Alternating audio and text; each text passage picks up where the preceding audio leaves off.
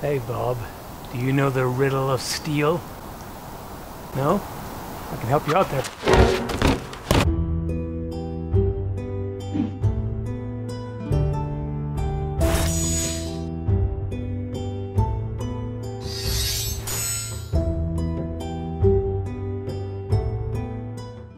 Good old Bob.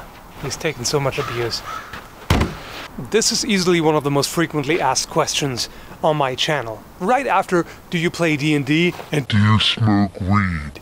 The answer to both is no, by the way.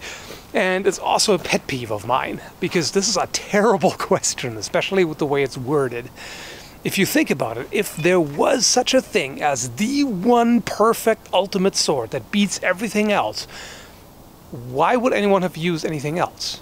You know, through cultural diffusion, this one perfect design would have spread across the globe and would have been regarded as the be-all, end-all. That's clearly not what happened. By the way, don't worry. After some elaboration in the introduction, I will give you my opinion on what is best in specific situations. But I think it's important to illustrate why this is not the simple black and white kind of deal that a lot of people are looking for.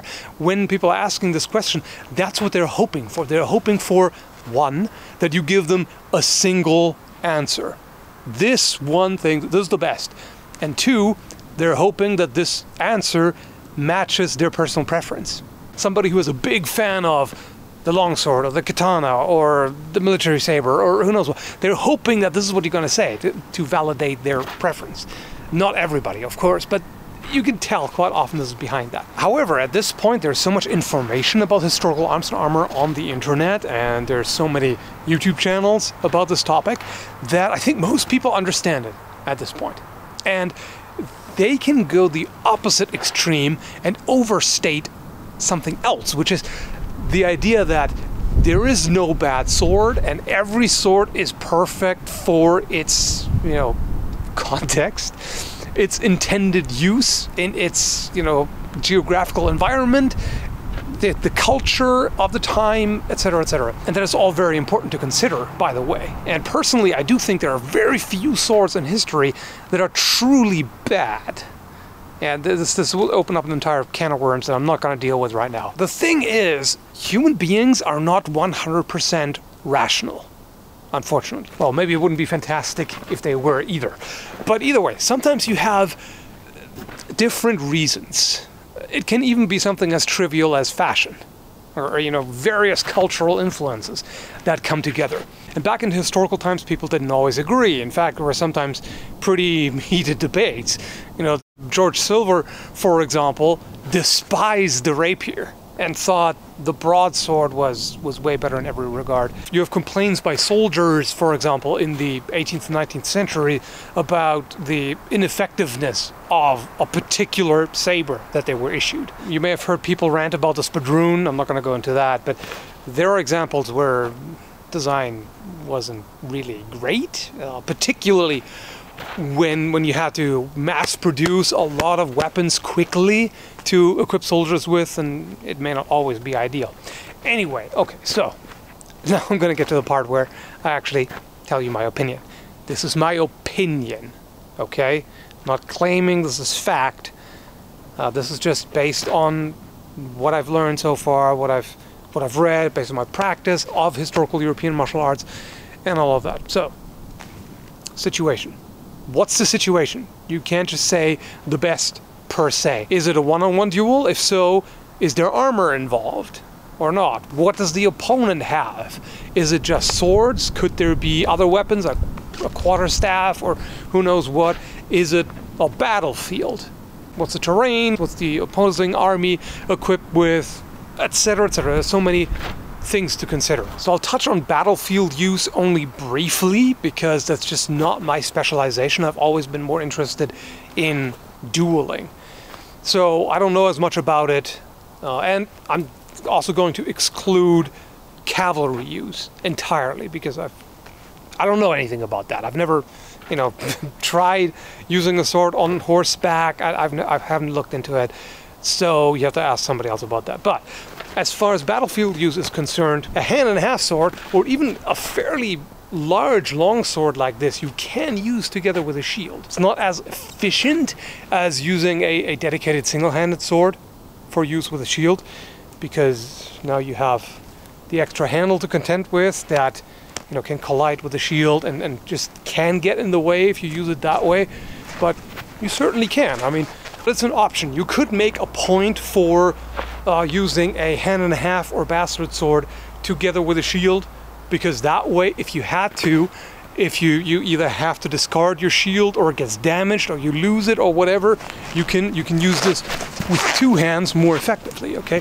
But you can still use this with one hand, no problem. Anyway, in my opinion, if you're going to choose a single-handed sword, hand protection is really where it's at. There are certain combinations and styles where you don't rely on the guard. Like, for example, with the Viking round shield, you generally keep your hand behind the shield and make sure it's not exposed, so you don't really need that hand protection. However, it's good to have it. Like, again, if the shield gets damaged, you lose it, who knows what, a lot of things can happen on the battlefield. Having hand protection is a pretty good idea, and I go for something more elaborate than this D-guard here, like a Schiavona or a basket-hilt broadsword, and there's quite a number of swords to choose from with extensive hand protection. It can be a double-edged sword, it can be a saber. Personally, I prefer double-edged for the versatility of being able to cut with the other edge, although many sabers do have a sharpened false edge on the side, and they can do other things like thrust around from a different angle. I don't think that straight versus curved is ever going to have an ultimate answer of which is better. It's just they do things differently. They are different. It's not necessarily one better than the other. Anyway, before it gets too rambly, just one potential alternative here would be the Gladius. This is fantastic in close formations. If you have large shields and you're in a relatively tight formation and you protect yourself and the person beside you with your shield, this is great because it's extremely quick.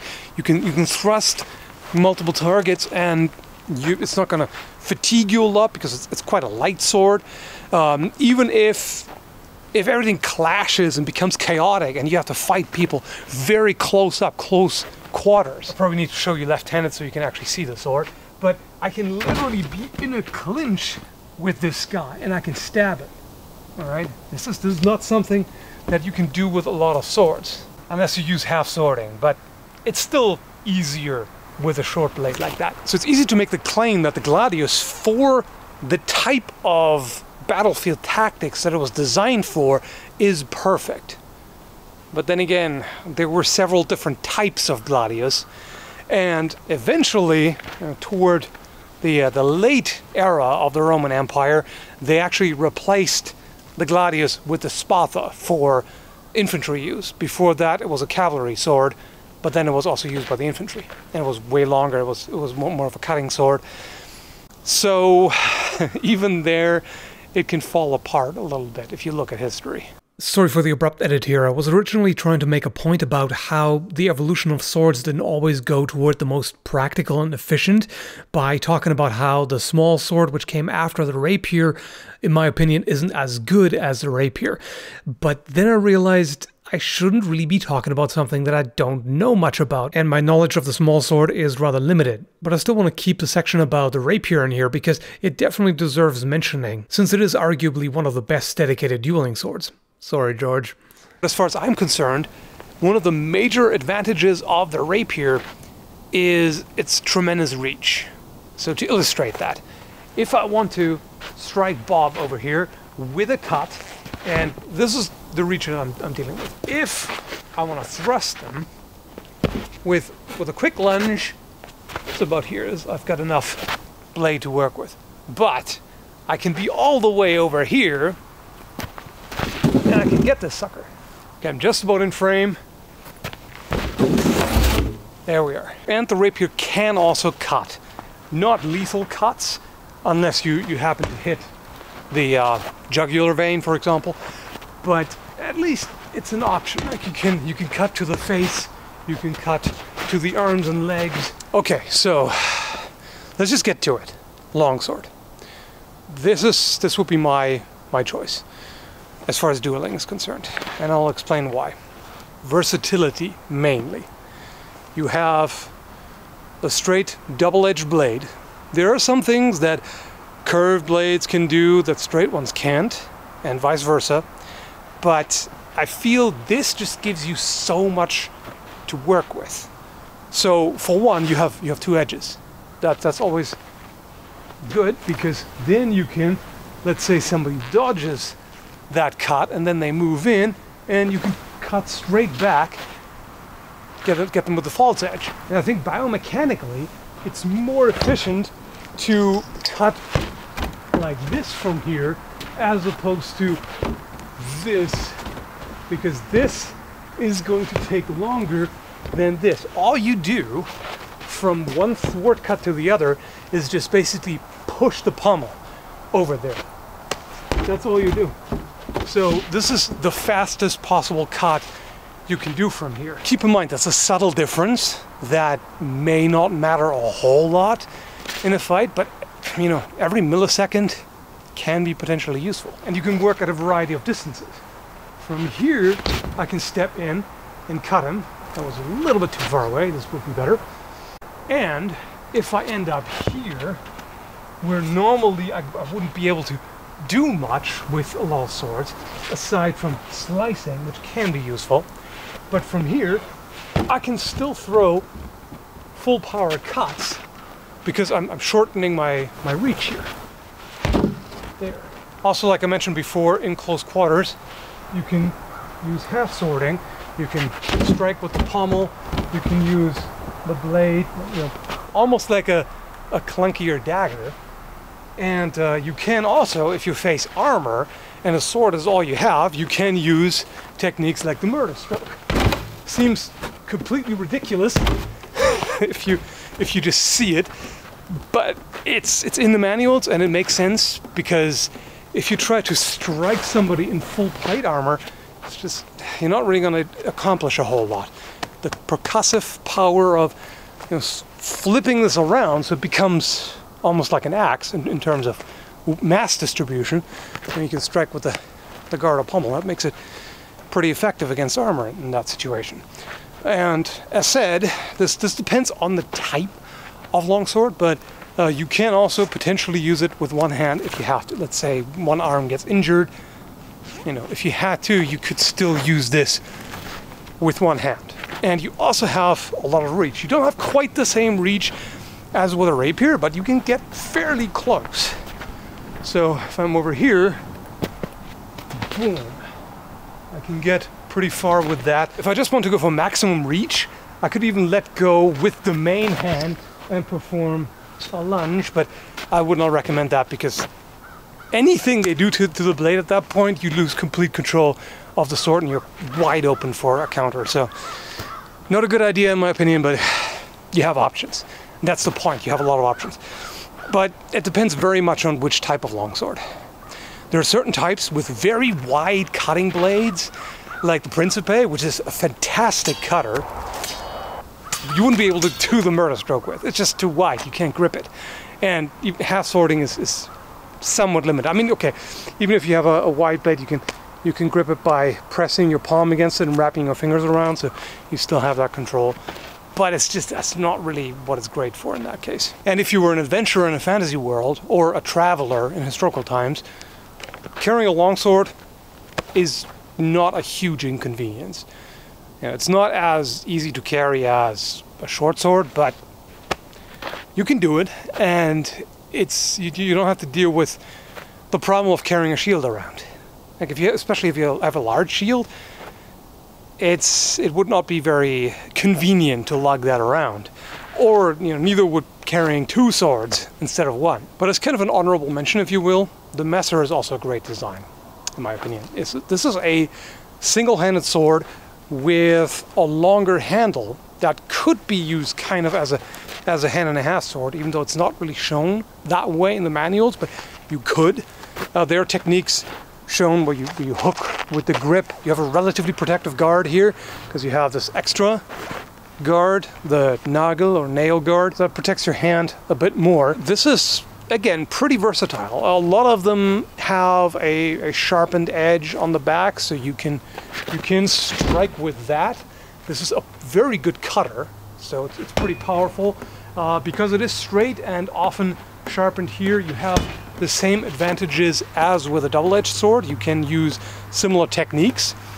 You have the added benefit of being able to use the spine. So if you want to brace the spine against your palm for half-sword parries and such, that works. This is a great design. I hold it in quite high esteem as well. Some remarks about hand protection.